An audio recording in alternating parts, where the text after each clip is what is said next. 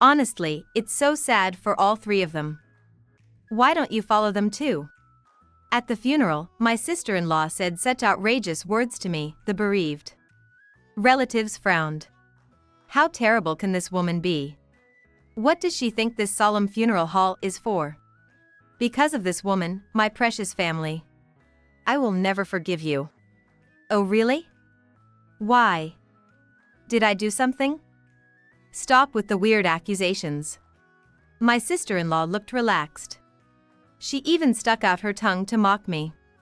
Everything she does is so thoughtless and childish. Selfish and arrogant, obsessed with money. That's who my sister-in-law is. I have to get revenge on her. I have to avenge my family. I'll make her pay thoroughly. That's my life's goal. Whether I follow my family or not, I'll decide that afterward. I thought this as I glared at my departing sister-in-law. My name is Susan. I'm 43 years old. When I was 27, I met my husband, Mike, through a friend. We bonded quickly over our shared hobby of watching movies. We got married, and the next year, a new life grew inside me. Moreover, they were twins. I always wanted 2 kids, but I never thought we'd get them at once. I gave birth to twin girls. My husband and I named our first daughter Anna and our second daughter Fiona. They grew up quickly and filled our home with smiles. Our happiness began to dim when the girls turned 10. My husband had a major failure at the trading company he worked for. Apparently, he caused significant losses to a client. The real problem was how he tried to cover those losses. We later found out that my husband owed a huge debt to someone. With that leverage, he was completely manipulated. He was even forced to participate in fraud. Unaware of all this, my family and I kept encouraging him with cheerful words. Honey, lift your head and cheer up. If you keep sighing, happiness will slip away. That's right, Dad. Smile, smile. Fortune comes to those who smile, remember? Even if you're not hungry, you should eat something. An empty stomach makes you feel down. My husband weakly smiled at our words. I think he was more cornered than I realized back then. Our voices barely reached him, and he drank more and talked less. Then, the tragedy happened. My husband jumped from a building, ending his life. My daughters and I cried and cried endlessly. It turned out he had been seeing a psychiatrist, and we found prescribed medication in his room. I will never forget my sister-in-law Maria's attitude at the funeral. Even though it was her own brother who passed away, she mocked him for being weak. Mike was always such a coward. Whenever something happened, he would run away. Now he ran away from life itself. Poor Susan and the twins. Maria! Stop it! This is a funeral. You're his sister, how can you act like this? It was only natural for my father-in-law to be angry. My sister-in-law's attitude lacked even a shred of mourning. Apparently, she had been like this since she was young. She ignored people's feelings and always acted frivolously. While we waited during the cremation, she said something else terrible that shocked everyone. Since Mike is gone, I get everything Dad leaves behind, right? Mom's already in her grave. Yay! Jackpot! Enough now. Mom and Mike are probably crying right now. What? I'm just trying to lighten up this gloomy atmosphere. Please, just be quiet. You're making everyone miserable. My father-in-law sighed heavily, clearly distressed. I was also deeply hurt. My sister-in-law had no empathy. She didn't understand compassion or sharing. That's why she could act so casually even after losing her brother. My daughters also glared at her. After the funeral, she gave us a smirk. About a week after my husband's funeral, my sister-in-law showed up at my place without any notice. When I asked why she was there, she said it was about the money she lent my husband. You lent money to Mike? You did? I've never heard of this. Of course. Mike wanted to keep it a secret. Mike wasn't in any financial trouble. There must be some mistake. It's no mistake. I want to discuss it in detail, so let me in. I was about to send my daughters to their room as we were in the middle of dinner. I wanted to protect their image of their deceased father. But my sister-in-law insisted that they should stay and listen. Girls, you should pay attention too. Here's the loan document. $20,000. No way. Where did Mike get such a large sum? How should I know? Remember, Mike made a huge mistake at work and caused a major loss for a client? Maybe he used it to cover that. But, where did you get such a large sum of money in the first place? Her answer was vague. She claimed she worked hard to gather it for her brother. I couldn't believe a word of it. As far as I knew, she worked at a bar. No matter how much she wanted to help her brother, there's no way she could come up with $20,000 so easily.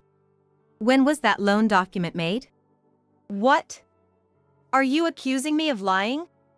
I decided not to trust a single word from my sister-in-law. There's no way I would take on my husband's debt of $20,000. I refused to comply with anything she said.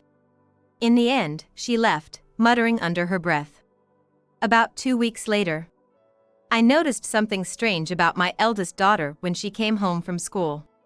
My twins were in different clubs at middle school. It wasn't unusual for them to come home at different times on weekdays. But that day, my eldest was unusually late. When she finally got home, I asked her what happened. Mom. I was shocked when I looked at her. There was some kind of slimy fluid on her hair and uniform. I took her to the bath and washed her dirty uniform.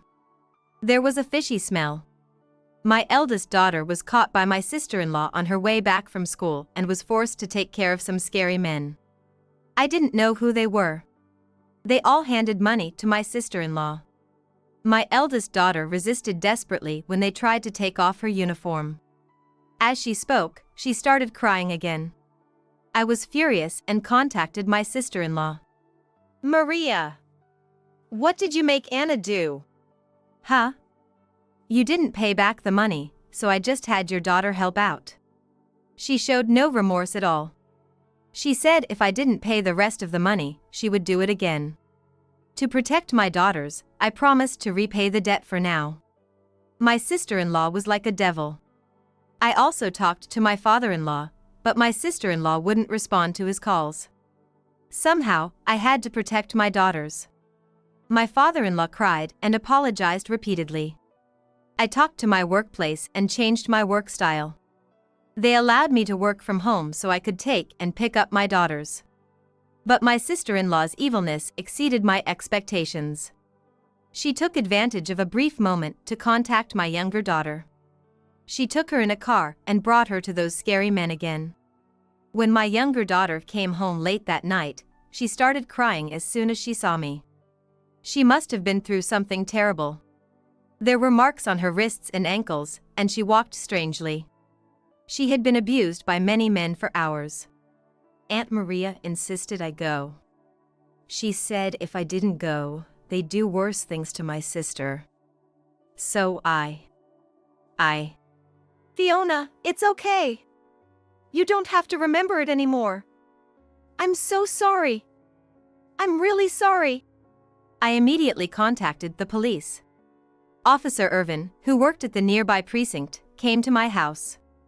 He said he had cousins around the same age as my daughters. He was very angry after hearing our story. But, she's a relative. Do you have any evidence of the assault? Any information about the men who attacked? As it stands, it's a bit. Do you think the attackers would hand out business cards? Of course not. Please do something. I can't protect my daughters any longer. I'll do my best. Give me your sister-in-law's contact details. We'll follow up and may need to bring her in for questioning. Let's protect your daughters together. Officer Irvin reassured me as I cried. For someone with so few people to rely on, he was a tremendous support. It was a few days after consulting with Officer Irvin. That day, I had to leave home for work. I couldn't pick up or drop off my daughters. So, I asked my father-in-law to help. Somehow, my sister-in-law found out about my absence and took advantage of it. She showed up with a few men, pushed my father-in-law aside, and kidnapped the twins despite their resistance. My father-in-law contacted me, and I immediately called the police. Officer Irvin came and got the details from my father-in-law. He gathered a lot of information about the men who came. The girls were released early in the morning. I heard a noise in front of the house and saw an unfamiliar long van parked there. Anna! Fiona! The girls were pushed out of the van and stumbled to the ground. My father-in-law and I ran to them as the van sped away. The girls were in tatters. They must have gone through something terrifying, as both of them were in shock. I hugged my daughters. "I'm so sorry. I couldn't protect you. I'm really sorry." What the heck? Oh, this is terrible. Why did this happen? Oh. My father-in-law became bedridden the next day. He couldn't come to terms with what his own daughter had done to his granddaughter. He started going to a psychiatrist, got prescribed medication, but he kept getting more and more exhausted. He contacted me multiple times to check on my daughter's well-being and apologized. "I'm really sorry. It's because of my stupid daughter. She's a monster. The worst woman." A few weeks later, I discovered that my daughters were pregnant at the same time. It all started when they both complained of feeling sick. I asked my father-in-law to come to our house and explained the situation. Pregnancy? Oh no. They both said they felt feverish, so I took them to see the doctor, and sure enough, it was an early sign of pregnancy. What a surprise! They are still in junior high school, and they were given an unwanted pregnancy. They don't know who the father is. There were so many of them that they have no idea which one's child it is. They are now in a daze in their rooms. My stepfather groaned in pain. He clenched his fists tightly, tears of anger streaming down his face. He couldn't forgive what his daughter had done. Of course, I couldn't forgive it either. My sister-in-law is truly evil. She left permanent scars on my daughters, both emotionally and physically. I can't forgive her. Make her pay no matter what. I vowed it. 3 days after that, the incident happened. My father-in-law and my daughters jumped in front of a train. I don't remember anything from the moment I got the call to when I arrived at the hospital. It was Officer Irvin who calmed me down after I identified the bodies and became hysterical. "Please calm down. It's very hard to say this, but those three, they left letters with me. I never thought it would come to this. If only I had stopped them then." Letters from the three of them. Why did they leave them with you, Officer Irvin? They didn't give me a reason.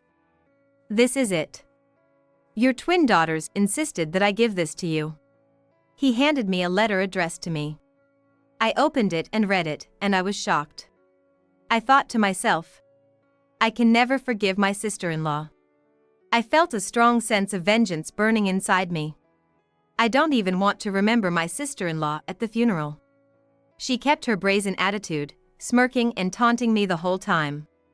One of the deceased was her own father, and yet, just as my stepfather said, this woman has no heart. I confirmed it myself. I called my sister-in-law to a cafe a week after the funeral. She came in with a smirk, saying, "Oh, you're still alive? I thought you'd follow your daughters. But if you were gone too, there'd be no one to pay off Mike's debts, so I guess I need you to stick around." "Maria, how dare you do that to my daughters?" Huh? Do what? I didn't do anything. I never told them to jump in front of a train. "Don't play dumb with me. You used my daughters as tools of your trade. You made those girls who didn't want to sell their bodies and put all the money you got into your own pockets. Isn't that right?" My sister-in-law pretended not to know what I was talking about. But I already knew the details. She had been threatening my daughters, using me as leverage. Your mom can't keep up with the payments. So you too need to work hard and earn money instead. You lied to my daughters and forced them, isn't that right? Oh, you're talking like you saw it all. I never said anything like that. Stop lying. I'm not lying. You're getting all worked up. Such scary eyes. She kept mocking me, thinking there was no evidence left. I'm sure she made the men who were her clients destroy any proof. But after doing all that, she can't just claim ignorance. I submitted photos of the rope marks on my daughter's wrists and the bodily fluids found on them to the police. Eventually, the investigation will catch up to her. She must be brought to justice. But before that, I wanted to take personal revenge. I slammed an A4-sized paper in front of her. It was a copy of the letter my stepfather and daughters left for me. Don't bother pretending. My daughters left me a letter. It details when you approached them, what you said, where, and who did what to them. What the? They were supposed to keep it a secret. There's no way they could keep such a thing a secret after what you did. The content of the letter was detailed. The date and time she approached them. The conversations they had. How they were taken to the location. What was said in the car with the men who were with her.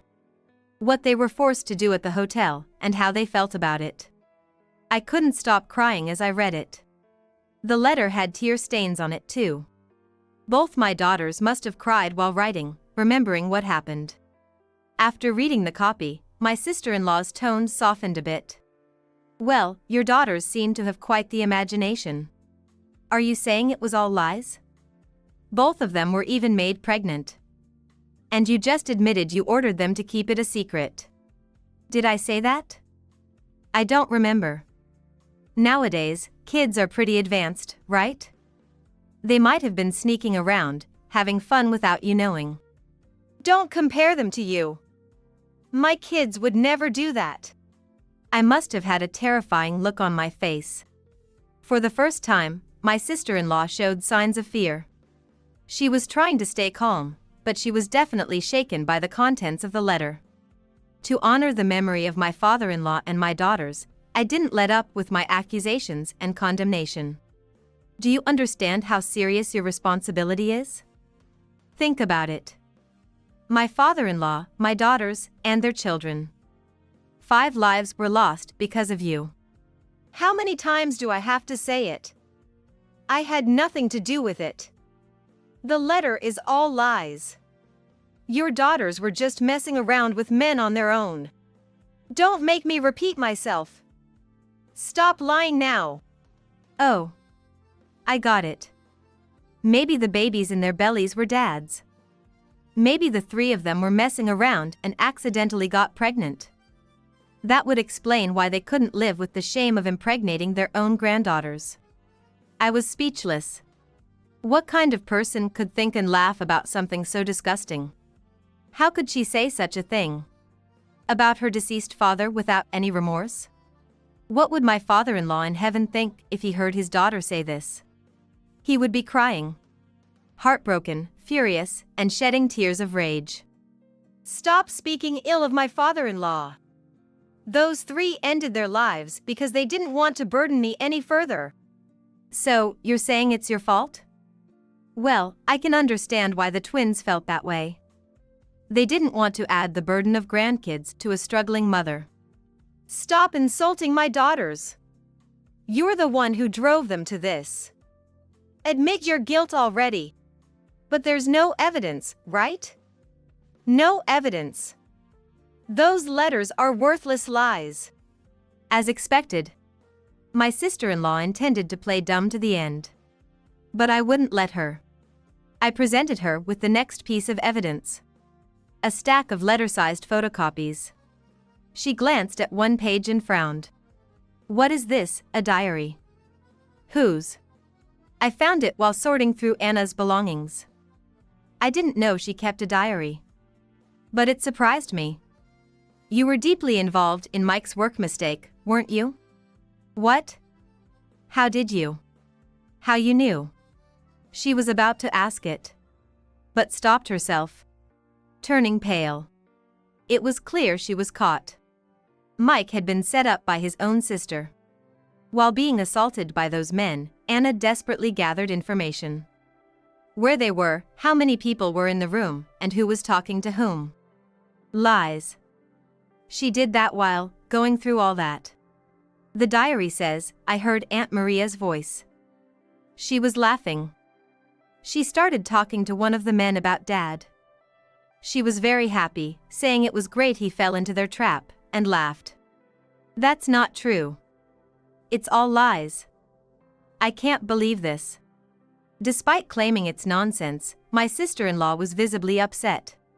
She seemed particularly concerned about the diary copies. She must have wanted to know what else was written in it. I have to admire my late eldest daughter. She was desperately trying to gather evidence. Even though she was forced to comply physically, she never gave in mentally. She was incredibly strong. If I submit this diary to the police, I'm sure new facts will emerge about the series of events, including my husband's incident. Be prepared, Maria. No, I mean, I didn't do anything wrong. Didn't do anything wrong? Then why not act confidently? But you can't, can you? Because you're panicking, knowing you're guilty. No. That diary is fake. It's a middle schooler's fantasy. The police won't believe such nonsense. You're crazy, losing both your daughters and believing a kid's scribbles. My sister-in-law started questioning the diary's authenticity again. It seemed like she had no other escape route. A fake diary? A middle schooler's fantasy? That's impossible. The detailed, vivid descriptions of the crimes couldn't be my daughter's imagination. But she kept insisting it was a lie. It seemed I had no choice but to show irrefutable evidence. I showed her my phone screen. The smug look vanished from her face. From the phone came my daughter's screams. And the men's cruel laughter. Maria's voice was also heard. The moment she realized, Maria turned pale. Do you understand? This is a video left on Fiona's phone. She, like Anna, desperately tried to leave evidence. She secretly recorded the video. She probably pressed the record button just before being attacked. I can't believe it. Even in that situation, the younger one. Oh, what situation are you talking about? How do you know what they went through, Maria? Maria, flustered, fell silent. Her behavior was strong circumstantial evidence. She knew about the assaults on my daughters. It was useless for her to feign ignorance any longer.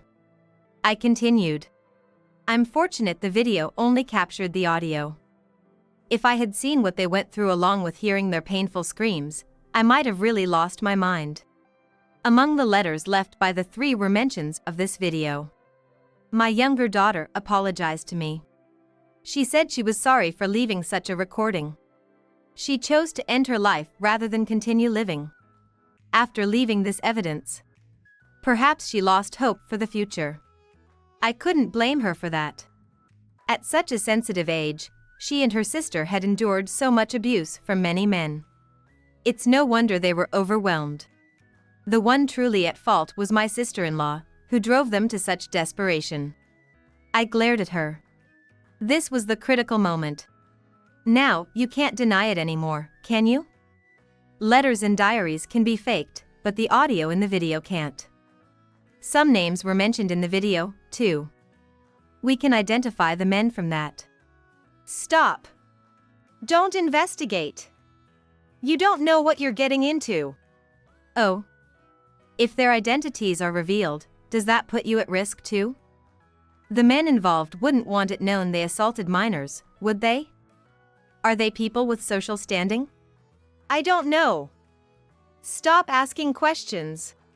My sister-in-law was scared. She feared the truth being exposed. The darkness behind her was incredibly deep.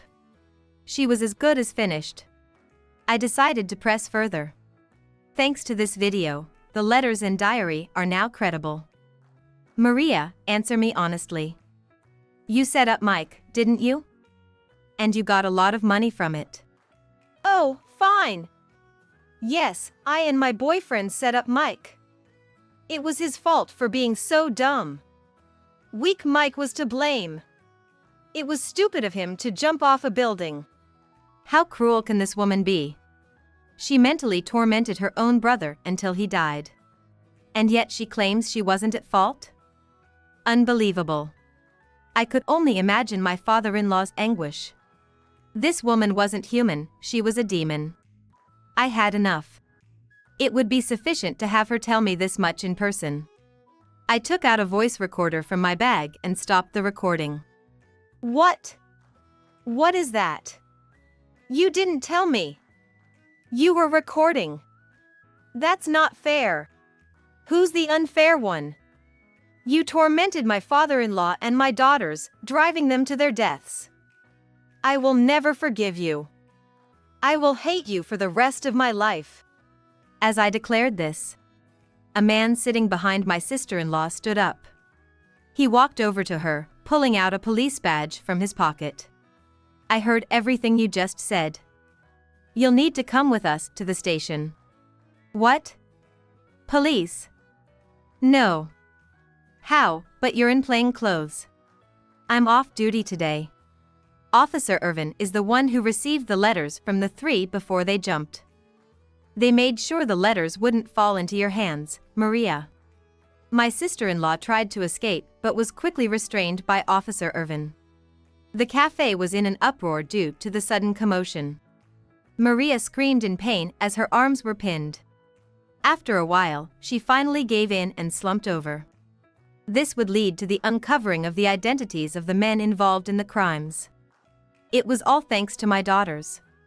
I thanked my daughters in heaven. With the evidence left by my daughters, my recording, and Officer Irvin's testimony, Maria was later prosecuted for multiple crimes. She was charged with assault, battery, coercion, and aiding and abetting indecent assault without consent. Additionally, she was indicted for conspiring with her boyfriend to frame her own brother, Mike. The police officers and lawyers were appalled by the severity of her actions and her evil nature. The men who bought my daughters from Maria were also arrested in a domino effect. Among them were executives from major corporations and educators, turning it into a major scandal. Maria was sentenced to prison and would serve many years. Years later, Maria appeared before me with a gaunt face after being released. Susan. Oh, Maria, you're out now. She looked as if a weight had been lifted off her shoulders. Perhaps she felt a sense of relief after paying for her crimes. But her oddly cheerful expression bothered me. I wanted her to experience true hell. Susan, I'm here to apologize for what happened in the past. The past? To me, it feels like just yesterday. My anger towards you hasn't changed at all. How dare you show your face here? I'm really, really sorry. My sister-in-law started crying quietly. Even seeing her like this made me angry. My daughters can no longer shed tears, thanks to her. It was Maria who drove them to such despair. I already knew her apology wasn't the only reason she came. Is that all you have to say? If you're done, please leave. Actually, there's more. I'm really out of money right now. There it is. I knew it. This woman is unbelievable. Trying to borrow money from the person she tormented. You are incredibly insensitive. Leave now. No. I'm sorry. But I really. Really, what? I can't stand you. I don't want to see your face ever again. If you come near me again, I'll call the police. I must have looked terrifying. Maria was thoroughly frightened and left, bowing her head repeatedly.